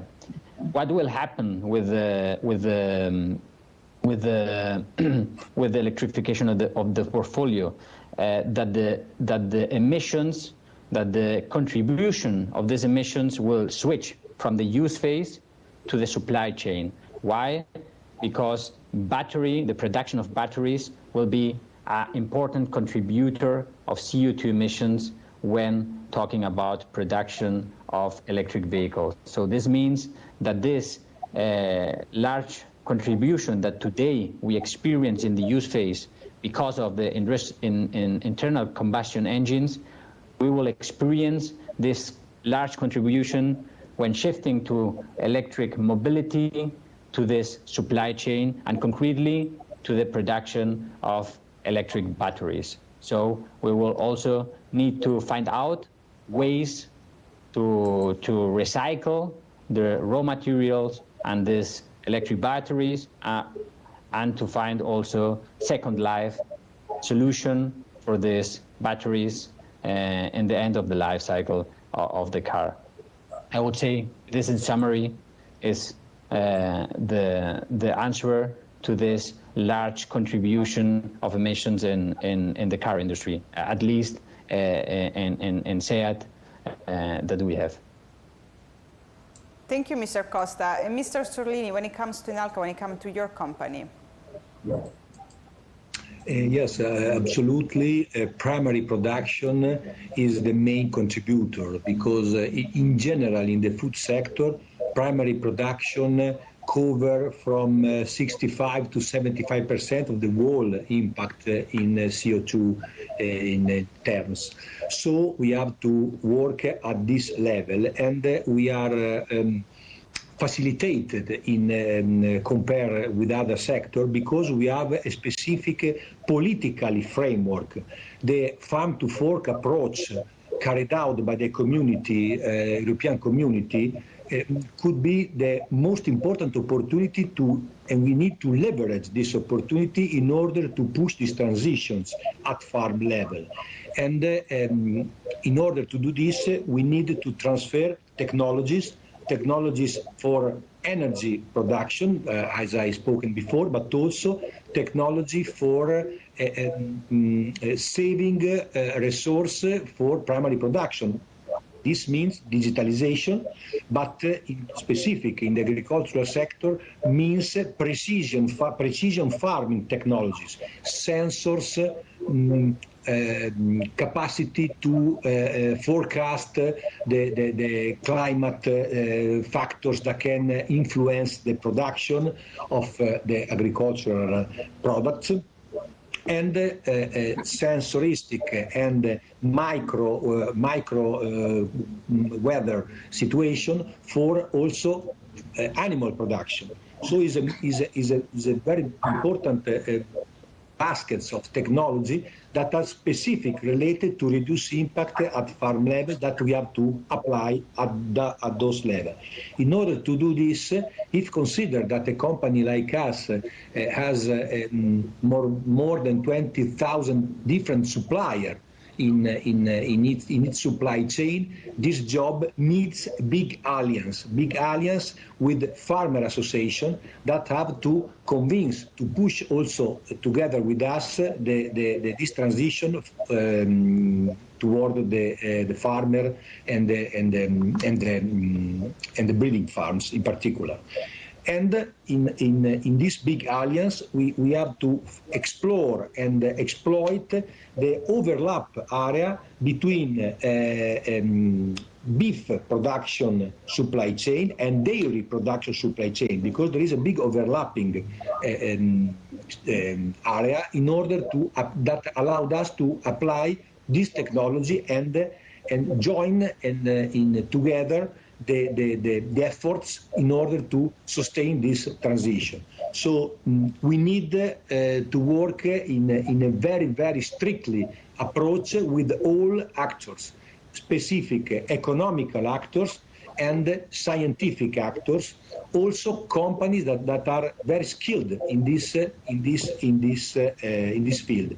And in order to give value of this job, this I think is the moment to cover this activity in a blockchain or in an open source platform that allowed to transfer value not only for climate change approach, but also to transfer this as value in the supply chain. So all this activity must be covered in interoperative in digital platforms like blockchain.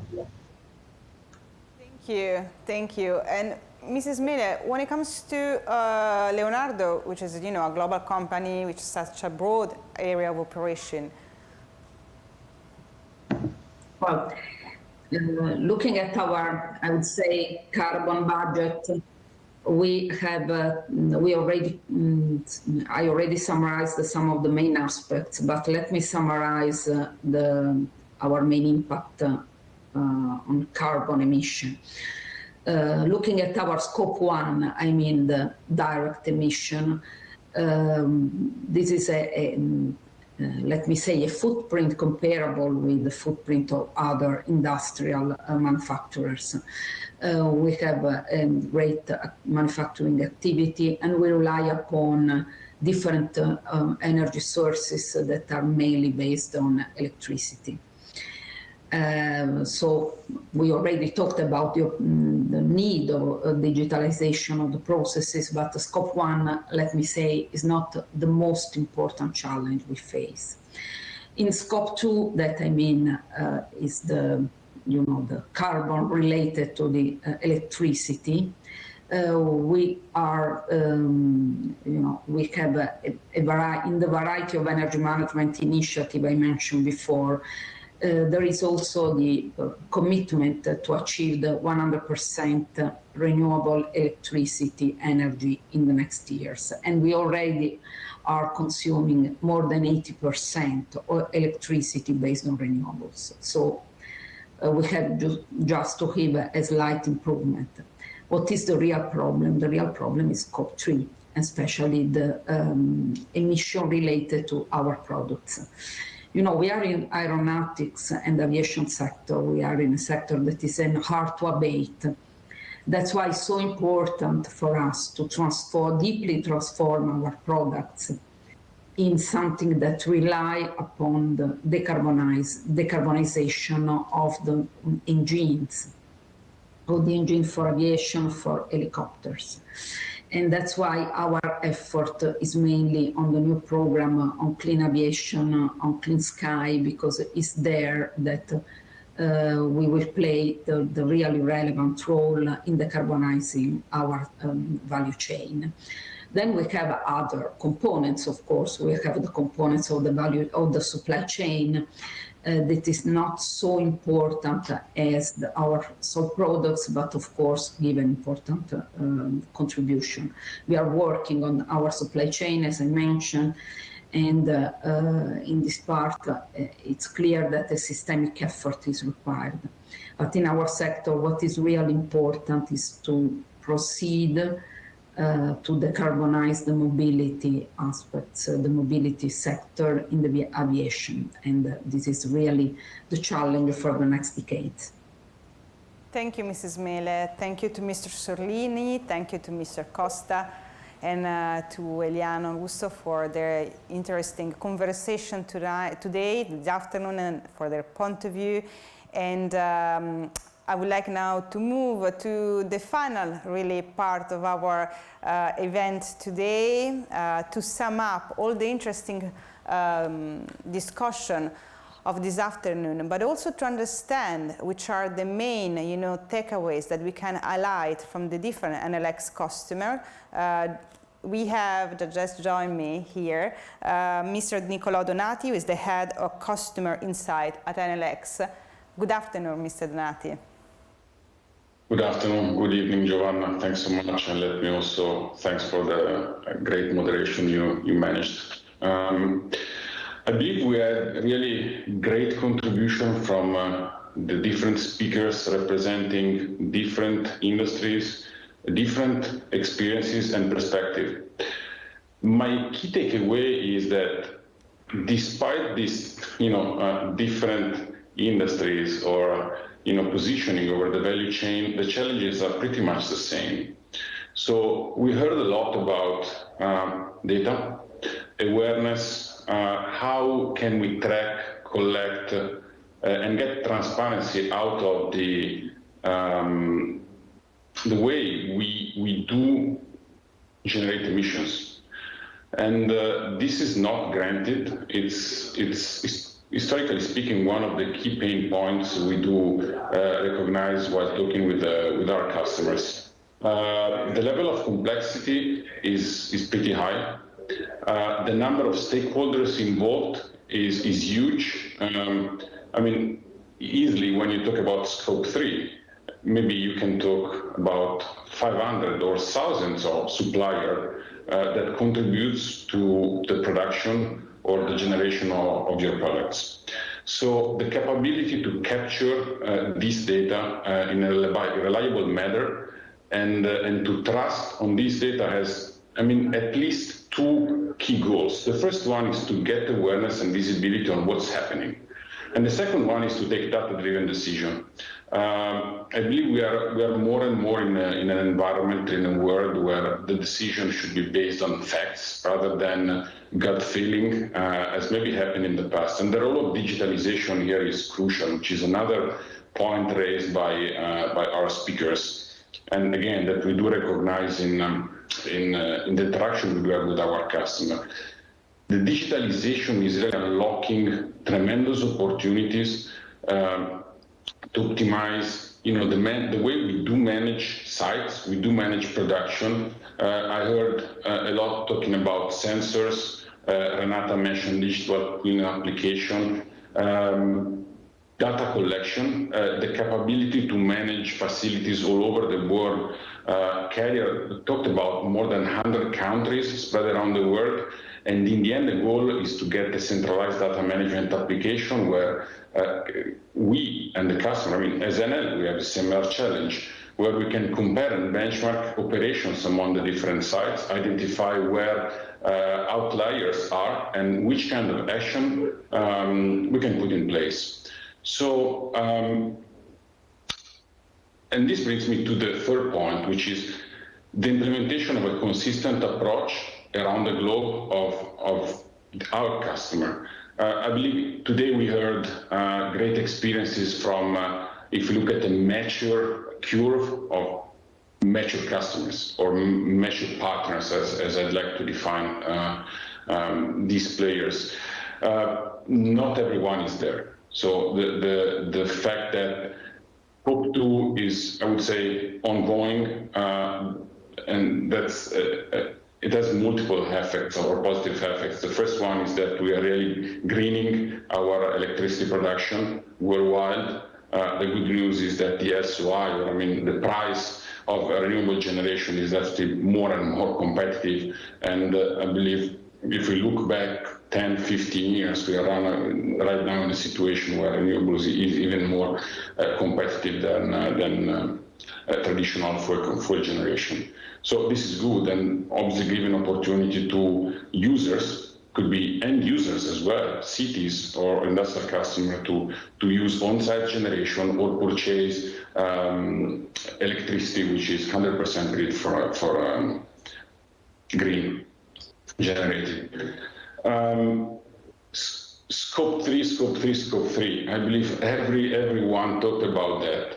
That's a huge challenge from data collection, which the question is, how do we really engage 2 up to 1,000 suppliers, maybe spread within a country or around the world, in providing data and taking commitment, because we shouldn't forget, and in the end, the Scope 3, so what is outside of direct control of companies, in the end turns into Scope 1 and Scope 2 for their suppliers. And again, if you cascade over the value chain, this is truth also for the supplier or of these suppliers.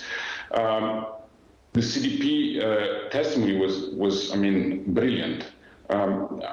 Again, the capability to engage suppliers in order to report how they're consuming their energy, which are the sources of emission generation, is the only way we can have to really decarbonize the world. That's the only way to do that. And this could be defined with different methodology. The first one is clearly make tools available, as we do, for example, together with our customer, to the suppliers to report against that. And afterwards, it's a mix of dissemination, education, but as well as give instruments and triggers to suppliers to achieve their emission goals. So that's fascinating to me because sustainability or decarbonization move from each individuals to companies, suppliers, cities. The reality is that without the commitment, today we talk about a lot about B2B, and what we said is without the engagement of the suppliers or an ecosystem, we'll never get there. So all the companies that talk today clearly set goals, very challenging goals, and the real way to get there is to involve their suppliers. So that's the big challenge. That's where also from an Enel X perspective, I see us playing a key role in supporting our partners into this fascinating engagement and program. Digitalization, I mentioned a few minutes ago. That's really the enabler. So the more we can work on, I mentioned digital twin, but I would also refer to IoT application, centralized data management tools. That's really something that the technology is putting in our hands to do everything that you know all these customers are really looking for. So in the end, if you look at sustainability, it's participation from individuals, it's investment in digitalization, investment in assets, investment in generation, I mean, if you look 360 degrees, it's really a great opportunity to move into this. I mean, it's an industrial evolution in the end, which is a great opportunity, a great challenge, but there is also a risk to fail. So us, together with our partners, I believe we do play a key role as all of us as individuals. There is a huge work to do still, in my opinion. We heard Carrier defining that was great as an early mover after 100 years. You can imagine other companies that are pretty new right now, the kind of journey they need to start.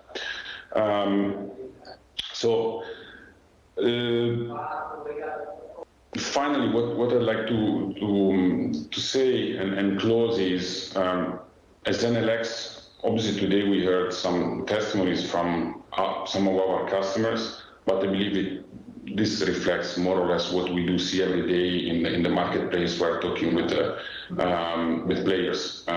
It could be small boutique up to large industrial customers. This is real. So, and the final good news we got is that sustainability is financially valuable. When we look back at 10, 15 years, that was the key challenge. Somehow we still hear someone in the arena saying, you know what, sustainability is not providing value.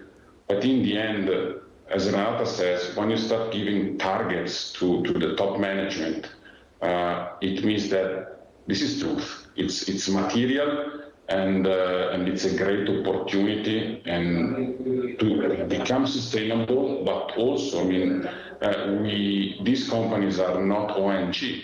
So in the end, they need to provide success and profits to their shareholders, and that's where we're going. So thanks so much once again to all the speakers. I leave you with a nice video. Take a couple of minutes to look at that. Thanks so much.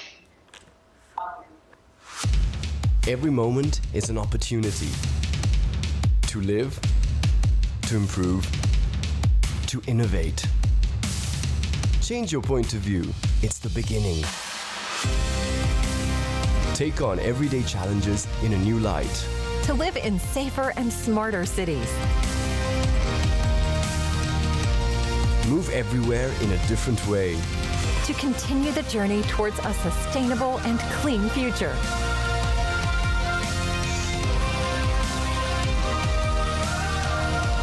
Take smart solutions into work. To bring flexibility, innovation, and resilience to the business.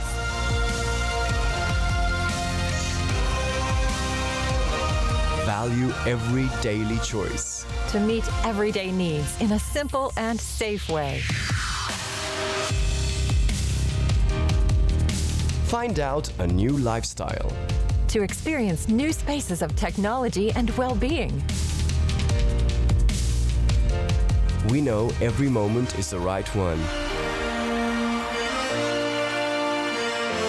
We make opportunities happen.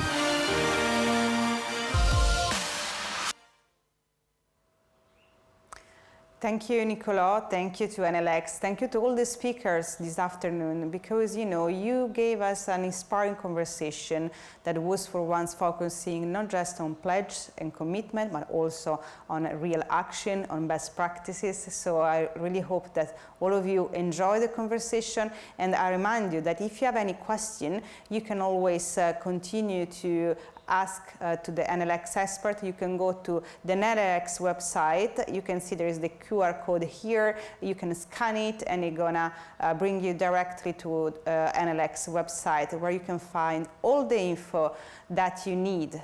Thank you to all of you, and arrivederci.